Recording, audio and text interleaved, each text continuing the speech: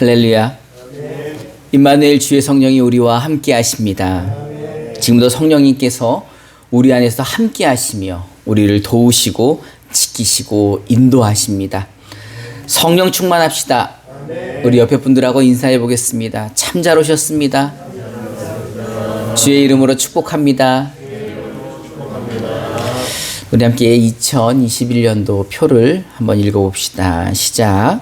하나님 앞에 잠잠히 참고 기다리는 교회. 아멘. 그런 교회 되기를 주님의 이름으로 축원합니다.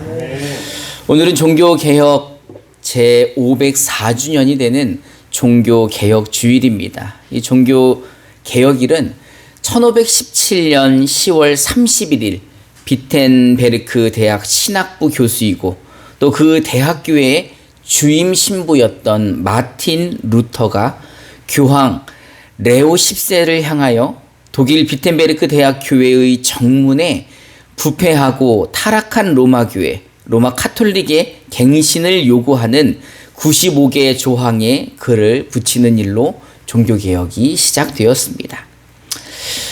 천주교는 고해성사를 통해 죄를 참회하고 나면 사제의 기도를 통해 죄 용서함을 받습니다.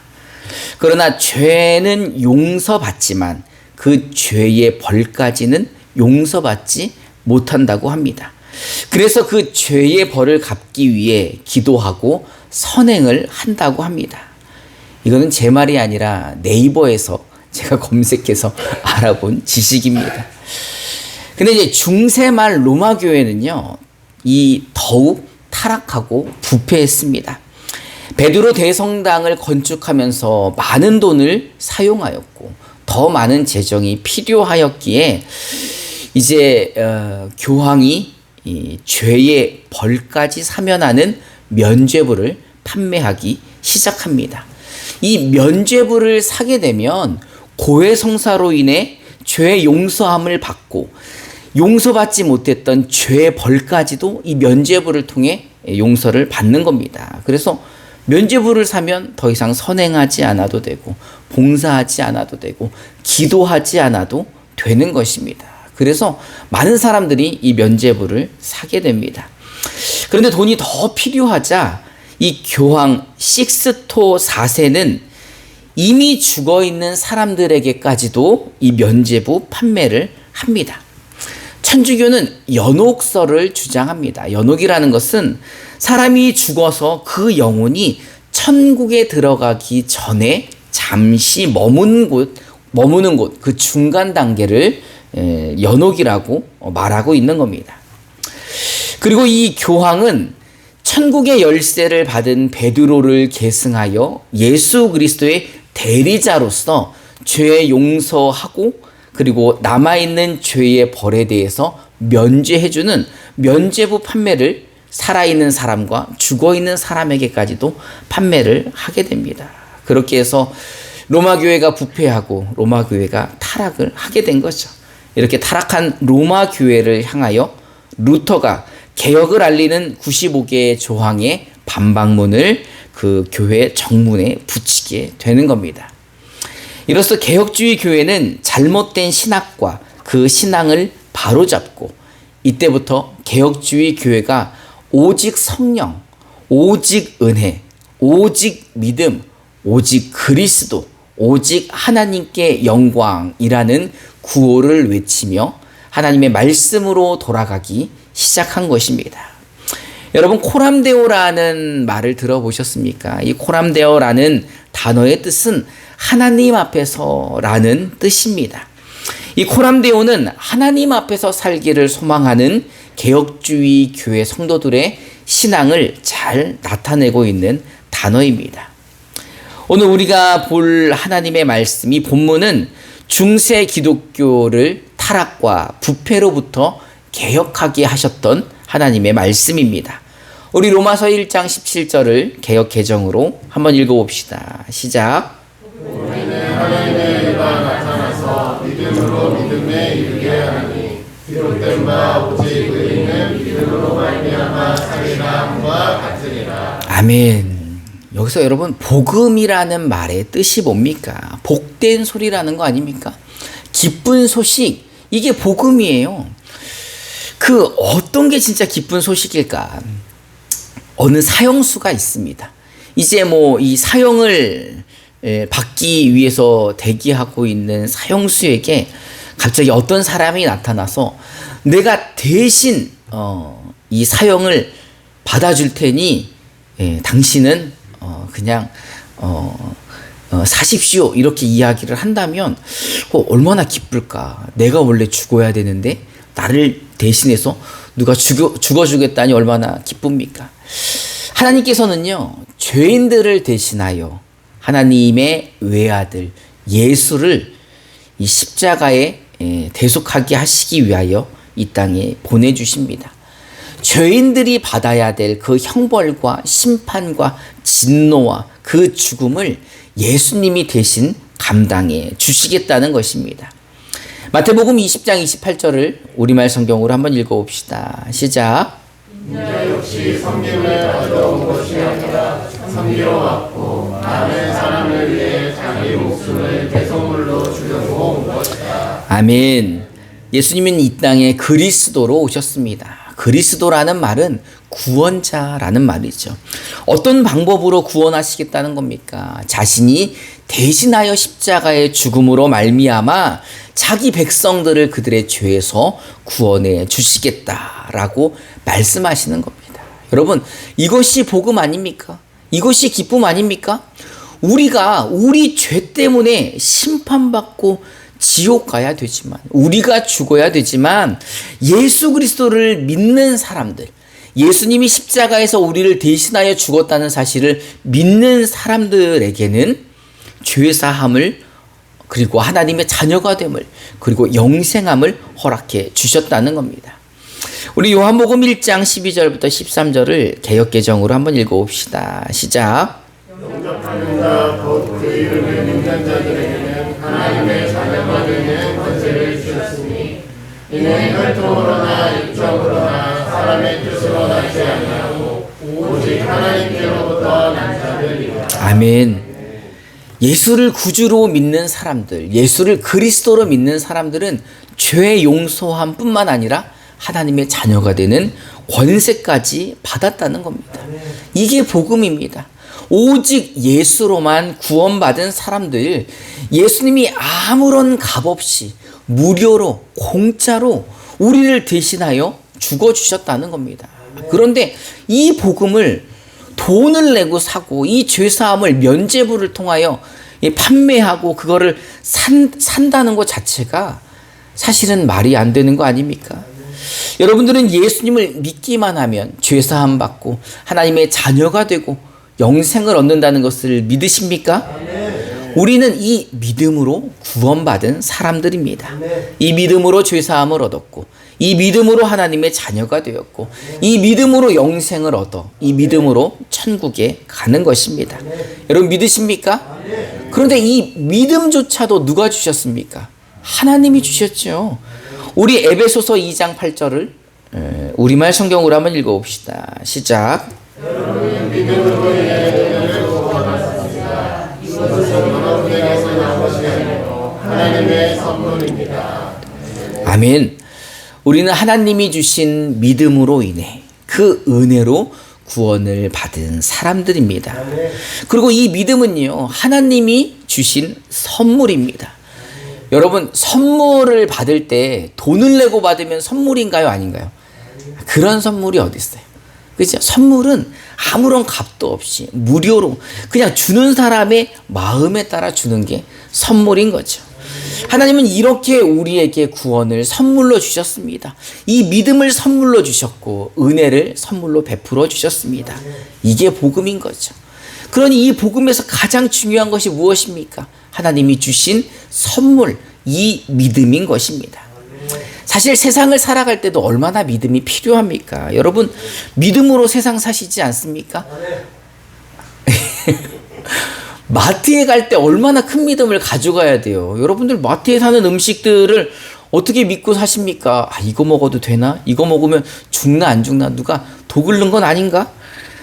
그런 믿음 없으면 살 수가 없는 거죠. 여러분, 버스 타고 서울을 가는데 그 기사를 믿지 못하면, 그 버스를 믿지 못하면 타지 못하는 거 아닙니까? 여러분들이 돈을 내고 그 버스를 탄다는 것은 기사님을 믿고 버스를 믿는 거죠. 비행기는 어떻습니까? 여러분, 비행기를 얼마나 신뢰하십니까? 그러니 그 큰 돈을 내고 비행기를 타고 외국으로 가는 거죠. 얼마 전에 회사에서 생수 먹다가 사망한 사건이 있었습니다. 누가 사내에서 마시는 커피에 물에 독을 탔을 거라 생각을 했을까요? 사실 그런 믿음을 가지고 그 회사에서 생수를 먹고 커피를 마셨는데 그 믿음이 배신으로 돌아왔고 그 배신이 바로 안타까운 사건으로 이어지게 되는 거죠. 사실 세상에는 완전히 믿을 수 있는 것이 없죠. 그래도 우리가 이 믿음으로 세상을 사는 이유는 뭡니까? 믿지 않으면 살지 못하기 때문에, 믿지 않으면 아무것도 할 수 없기 때문에 이 불완전한 세상에 있는 것들을 믿고 사는 겁니다. 오늘 말씀은 예수 그리스도의 보혈로 그 대속으로 죄 사함을 받은 사람들, 하나님으로부터 예수 그리스도로 말미암아 의롭다 칭함을 입은 사람들은 이 세상을 살아갈 때 하나님이 주신 그 선물, 그 믿음으로 살아야 한다라고 말씀하시는 겁니다. 우리 로마서 1장 17절을 개역 개정으로 다시 한번 읽어봅시다. 시작. 하나님의 의가 나타나서 믿음으로 믿음에 이르게 하나니 유력된 바 오직 의인은 믿음으로 말미암아 살리라 함과 같으니라. 아멘. 오직 의인이 믿는 믿음은 누구를 믿는 믿음입니까? 예수 그리스도를 믿는 믿음 아닙니까? 하나님 아버지를 믿는 믿음이고 내 안에 성령 하나님이 계신다는 믿는 그 믿음으로 우리가 세상을 살아가는 겁니다. 하나님은 우리를 언제 선택하셨습니까? 창세전부터 우리를 선택하셨습니다.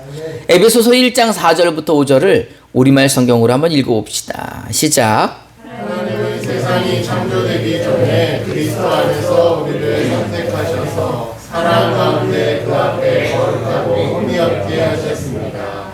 하나님은 그분의 기뻐하시는 뜻을 따라 우리를 예정하셔서 예수 그리스도로 말미암아 하나님의 영자가 되게 하셨습니다. 아멘. 하나님이 우리를 잘 아실까요? 잘 모르실까요? 잘 아시죠. 연약한 거 잘 아시고 부족한 거 잘 아시지만, 그런 우리를 너무 잘 아시지만 창세전에 선택하셨다는 겁니다. 그리고 그 선택하시고 난 이후에 그리스도 예수로 인하여 거룩하게 하셨고 흠이 없게 하셨다는 겁니다. 그래서 그 거룩하고 흠이 없게 하신 이후에 그리스도 예수로 말미암아 우리를 자녀 삼아 주셨다는 겁니다. 여러분 믿으십니까? 우리는 이 믿음으로 사는 사람들입니다. 하나님이 나를 창세전부터 선택하셨지. 예수 그리스도께서 내 죄를 대신하여 죽으셨지. 내가 하나님의 자녀가 되었지. 나는 영생을 얻었지. 나는 죽음 이후에 천국까지 라는 이 믿음으로 우리는 세상을 넉넉히 이기는 것입니다.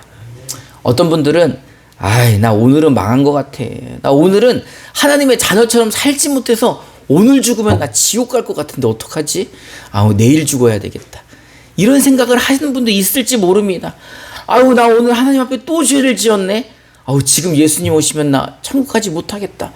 이런 생각을 가지고 계시는 분들이 있을지도 모릅니다. 그런데 여러분, 요즘은 미세먼지가 많지 않죠. 근데 미세먼지가 엄청나게 많은 날, 황사도 너무너무 심한데 학교를 갔어요, 아이가. 그리고 학교를 갔다 돌아오는데 미세먼지랑 황사에 오염됐다고 부모님이 너 너무 오염돼서 오늘 집에 못 들어오겠다. 너는 나가야 되겠다. 이러면 우리 부모님이에요, 아니에요? 아이가 저 진흙탕에서 막 진짜 막 뒹굴러서 흙범벅이 됐는데 이거 너무 더러워서 집에 들어올 수 없을 것 같아. 이러면 우리 부모님이 아닐 수도 있죠. 그럴 땐 뭐 해야 됩니까? 유전자 검사 해야 되는 거 아니에요? 아이가 더러웠다고 집에 못 들어오는 게 부모님입니까? 아니죠. 하나님은요, 우리 아버지이십니다. 누구보다 우리가 연약하다는 거 잘 아시고 누구보다 우리가 부족한 거를 잘 아십니다. 이 세상이 오염된 것도 너무너무 잘 알고 계시는 분위기에 우리가 오염됐다고, 우리가 넘어졌다고, 우리가 죄로 더러워졌다고 하나님이 우리를 버리시지 않습니다. 여러분, 아버지와 자녀의 관계가 그렇게 쉽게 끊어지는 관계가 아니지 않습니까? 아니 사이가 안 좋을 때는 아버지하고 사이가 안 좋을 때는 남보다도 못한 거 아니? 예? 아니 왜 이래 옆집 아저씨가 낫지? 왜 이래 우리 아버지하고는 안 맞는 것 같아? 더 사이가 안 좋으면 어떤 소리까지 나옵니까? 너 이놈의 새끼, 너 호적에서 너 파버릴 거야. 자식은 내가 이놈의 집 구석 다시는 들어오나 봐라. 그런다고 자녀와 부모의 관계가 끊어집니까? 아이 진짜 웬만하면 잘 안 끊어지잖아요. 이 피로 엮인 이 관계는 잘 끊어지지 않습니다. 여러분, 하나님과 우리가 그런 관계입니다. 하나님이 우리 아버지이시고 우리는 그분의 양자이지만 우리를 어떻게 자녀 삼으셨습니까? 그의 소중한 외아들 예수를 죽이면서까지 그 목숨과 우리를 바꾼 우리는 그런 자녀들입니다. 그러니 하나님이 보시기에 우리가 귀할까요? 귀하지 않을까요? 귀하죠. 얼마나 큰 값을 치르고 자녀 삼은 자녀들인데, 그 자녀들이 좀 죄에 오염됐다고, 그 자녀들이 좀 넘어진다고, 오늘은 하나님 자녀처럼 못 산 것 같다고 그들을 버리시지 않으십니다. 왜요? 이 자녀는 창세전부터 하나님이 선택하셨고 예수 그리스도로 죄 사함을 허락하셨고 하나님이 자녀로 인정하셨고 이제 영생을 하기 위해 성령이 그 안에서 인도하여 주실 것이기 때문에 쉽게 하나님과의 관계가 깨지지 않는 것입니다. 아니, 쉽게 깨진다는 말 자체가 잘못된 것이고 절대 깨질 수 없는 관계가 바로 하나님과 우리의 관계인 것입니다. 우리 로마서 8장 31절부터 39절을 우리말 성경으로 제가 한 절, 여러분들이 한 절 이렇게 봉독해 보겠습니다. 제가 먼저 31절을 봉독합니다. 그러면 이 일에 대해 우리가 무슨 말을 하겠습니까? 하나님께서 우리를 위하시면 누가 우리를 대적하겠습니까? 자기 아들을 아끼지 않으시고 우리 모두를 위해 내어주신 분께서 어떻게 아들과 함께 모든 것을 우리에게 은혜로 주지 않으시겠습니까? 누가 하나님께서 택하신 자들을 고소할 수 있겠습니까? 의롭다고 인정하신 분은 하나님이십니다. 누가 정죄하겠습니까? 죽었을 뿐 아니라 살리심을 받으신 분은 그리스도 예수십니다. 그분은 하나님 오른편에 계시며 우리를 위해 간구하십니다. 누가 우리를 그리스도의 사랑에서 끊을 수 있겠습니까?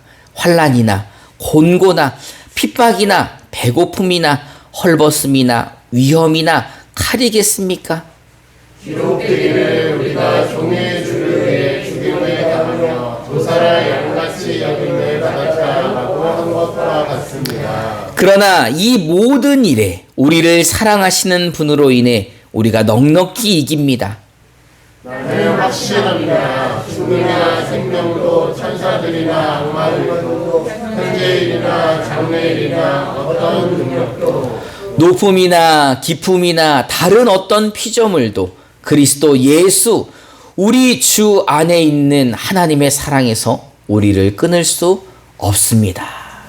아멘. 여러분, 이 말씀이 우리 믿음의 근거입니다. 여러분, 이 말씀으로 우리가 세상을 넉넉히 이길 수 있는 것입니다. 이 말씀이 우리의 힘이고 이 말씀이 우리의 능력인 것입니다.